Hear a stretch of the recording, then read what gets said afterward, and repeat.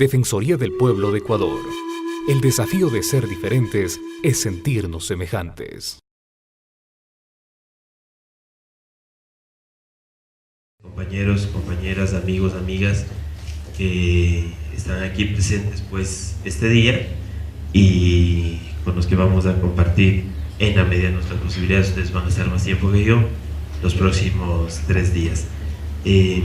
Ciertamente agradecer esta presencia, puesto que sé que algunos vienen en circunstancias no más deseables. Por ejemplo, nuestra querida Paola de Loja, creo que les han cancelado el vuelo el día de ayer, tuvieron que viajar por tierra. También Gonzalo, son viajes largos, vienen cansados, pero sí es bueno destacar la importancia que ustedes le dan a estos asuntos. Estamos prácticamente con el plano mayor de las provincias, digamos, casi con, no sé si falta alguno, pero casi con todos nuestros delegados y delegadas provinciales, nuestros defensores y defensoras en las provincias, y es muy importante, por cierto, su participación y su presencia. Bueno, tratar de decir un poco por qué estamos aquí. Quizá esto sea lo conveniente.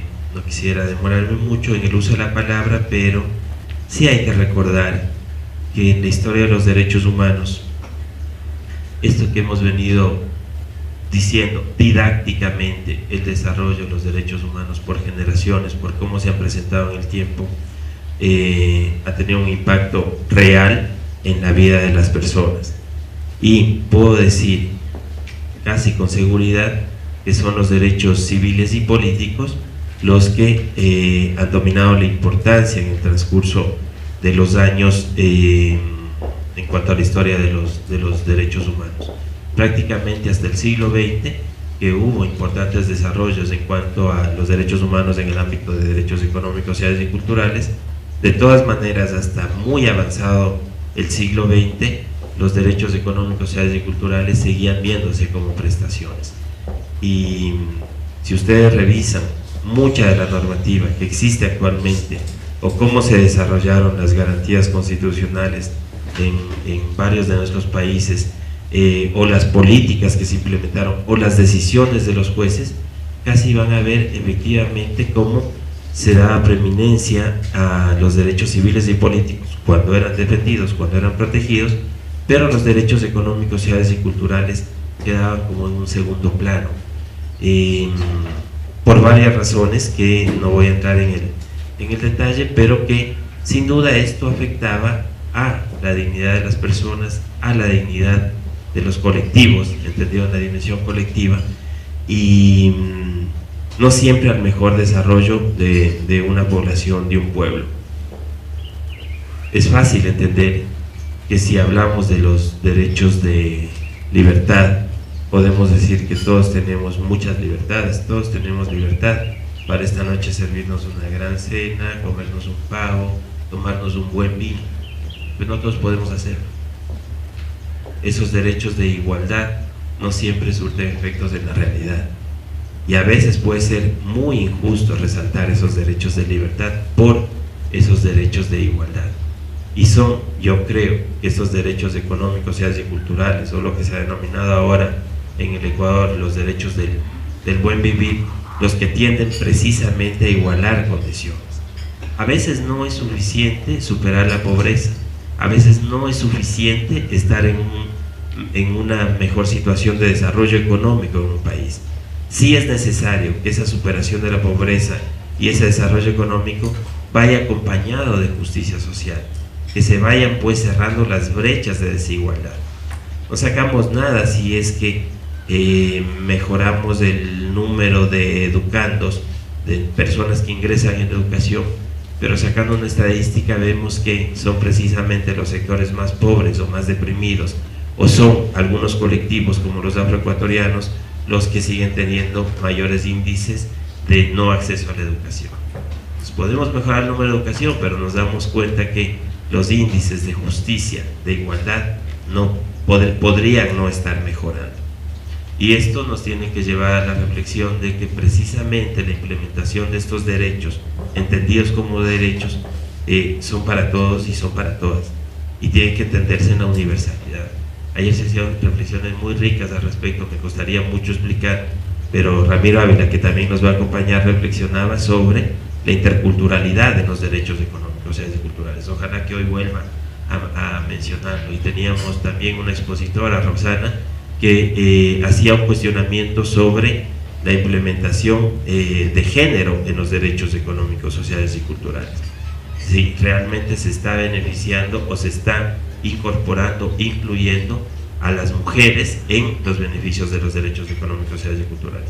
Así que la reflexión es mucho más profunda, ciertamente, sobre si es que los derechos se están implementando. Más allá de si se están implementando, es si es que están alcanzando esta universalidad y esta integralidad, digo yo, absolutamente necesaria para la dignidad de las personas. Por eso yo creo que entendiendo ya los derechos desde la integralidad, es pues tan importante que lo incorporemos a nuestro trabajo. Pero no es fácil, nosotros sabemos que no es fácil, que las denuncias que recibimos o los proyectos que nos proponemos como Defensoría del Pueblo no siempre aparecen con absoluta claridad para poder enfrentarlos, para poder conseguir, para poder alcanzar los objetivos de mejor manera. Y uno de los temas que a nosotros nos ha hecho reflexionar mucho al respecto es precisamente saber qué indicadores deben existir y cómo se pueden monitorear estos indicadores respecto a los derechos económicos, sociales y culturales. Cuando se está en nuestros puestos, en mi puesto, en este caso en la Defensoría del Pueblo, uno empieza a cuestionarse y a decir, ¿cómo sé yo, defensor del pueblo, que un derecho económico, social y cultural, por ejemplo el derecho a la vivienda, se está implementando efectivamente como derecho en un país? ¿Cómo sé yo que existe la normativa suficiente para que garantice que la vivienda sea considerada un derecho y no sea considerada una mercancía? ¿Cuáles son los indicadores que me van a decir que efectivamente se está implementando así la vivienda? ¿Qué sistema de monitoreo puedo tener o podemos tener como Defensoría del Pueblo para saber que efectivamente ese derecho a la vivienda se está incorporando o está cumpliendo con los indicadores? Es muy difícil saber eso. A veces puede ser más fácil con respecto a otros derechos, a la integridad personal. Podemos tener indicadores más precisos que nos permiten evaluar en el transcurso del tiempo si estamos cumpliendo con nuestros objetivos. Pero cuando hablamos de este tipo de derechos del buen vivir, de la salud, de la educación, de la vivienda, del trabajo, uno empieza primero a cuestionarse y decir, ¿estamos en capacidad de abordar todos estos derechos? ¿Le vamos a dar prioridad a unos sobre otros para marcarnos objetivos exactos? Si es que esto es así, ustedes saben que nos hemos puesto una línea estratégica con respecto al derecho a la vivienda.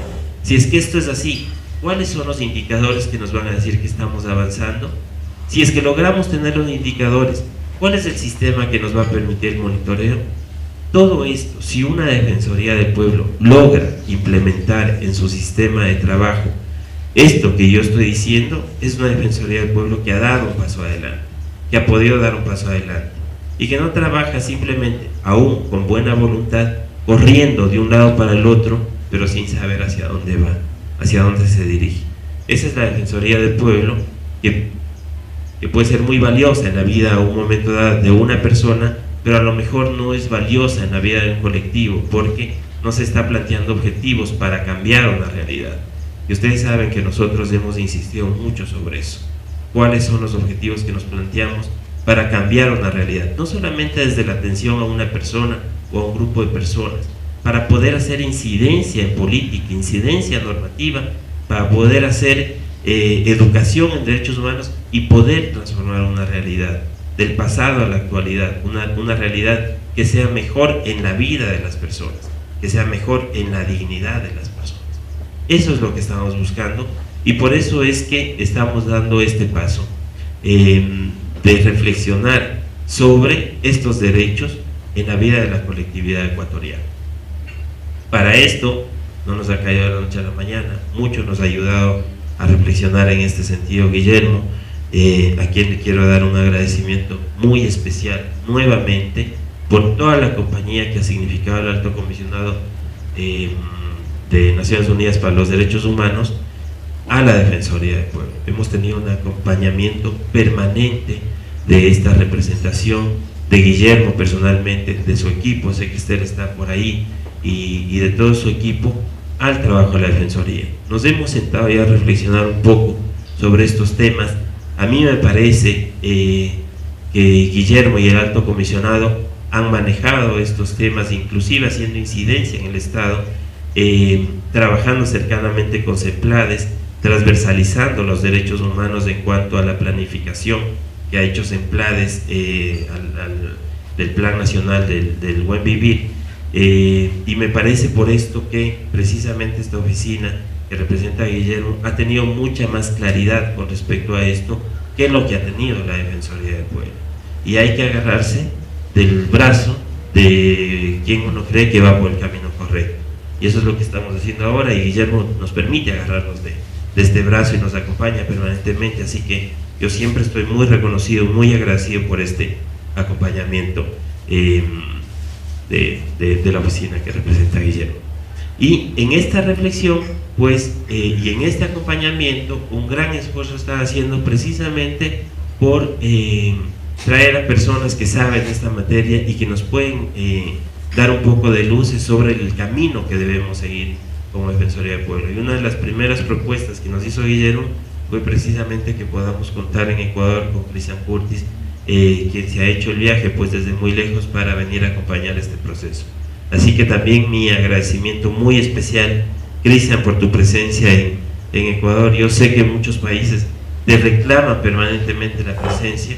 Yo entiendo que todos lo conocen, pero para quienes no lo conocen, yo sí creo que hay que hacer un reconocimiento muy especial al trabajo de Cristian Curtis, en su momento también de la mano de Víctor Abramovich. Creo que nos abrieron el camino de reflexión en Latinoamérica, especialmente con respecto a la exigibilidad y justiciabilidad de los derechos económicos, sociales y culturales. Fueron unas de las primeras voces que nos dijeron, oigan, aquí hay unos derechos que son justiciables y deben ser justiciables, y además no solamente nos dijeron eso, nos mostraron mecanismos de cómo son derechos justiciables, cómo pueden ser justiciables estos derechos. Quienes los hemos leído, y lo digo con mucho orgullo, creo que pudimos avanzar muchísimo en la reflexión de esto que yo estoy diciendo, y no en vano Cristian, el mismo Víctor, han ocupado puestos de relevancia y de incidencia en organismos. Ahora mismo Cristian lo está haciendo como asesor, no sé el puesto exacto Cristian, pero asesorando precisamente el desarrollo de Naciones Unidas con respecto a esta materia de los derechos económicos, sociales y culturales. Así que resalto la presencia de Cristian en esta reunión y su acompañamiento a los 3 días. Para nosotros, lo digo sin duda alguna, van a ser unas jornadas inolvidables, sin duda alguna, por toda la significación que ha tenido el trabajo que nos ha presentado Cristian en el transcurso del tiempo. Así que yo les pido, por favor, estemos muy despiertos, muy atentos, excepto los que vinieron de Loja, que pueden dormirse un rato, pero en general estemos muy despiertos, muy atentos a lo que va a ser este trabajo. Pongámosle todo el empeño. Muchas personas realmente quisieran estar en su lugar estos 3 días, no ha sido posible. Vamos a grabar pues estas posiciones para hacer un documento que nos pueda servir para capacitaciones internas y externas a futuro, y a ustedes les pido por favor que todo esto que vamos a reflexionar y aprender sin duda pueda ser replicado en el territorio. Ustedes saben que su permanencia como defensores o defensoras del pueblo en territorio es muy significativo.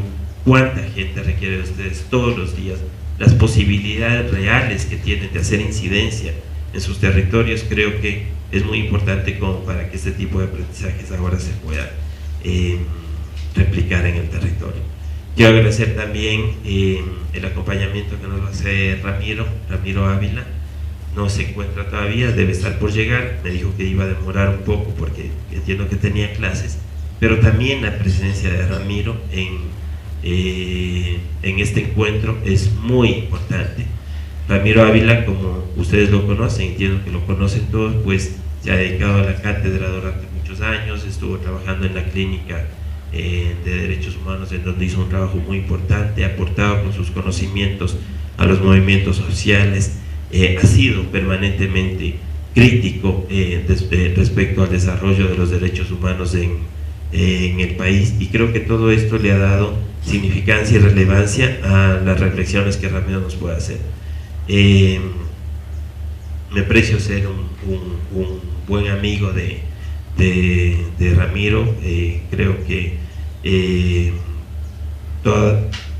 toda su forma de vida, más allá de sus reflexiones de derechos humanos, toda su forma de vida, inclusive cómo desarrolla su vida personal individualmente, lo hace pues muy merecedor del cariño de las personas, y en este sentido, más allá también del encuentro profesional que podamos tener con él, sin duda el encuentro con Ramiro siempre significa un encuentro humano, y creo que eso también es muy importante para nosotros como Defensoría del Pueblo resaltar. Así que me extendí un poquito en la presentación, pero creo que era importante mencionar todo esto. Bienvenidos, bienvenidas, bienvenido Cristian, especialmente a este maravilloso país que tú ya has conocido también con anterioridad. Bienvenidos amigos, amigas a este encuentro. Yo realmente deseo lo mejor para este espacio que vamos a compartir estos 3 días. Muchas gracias.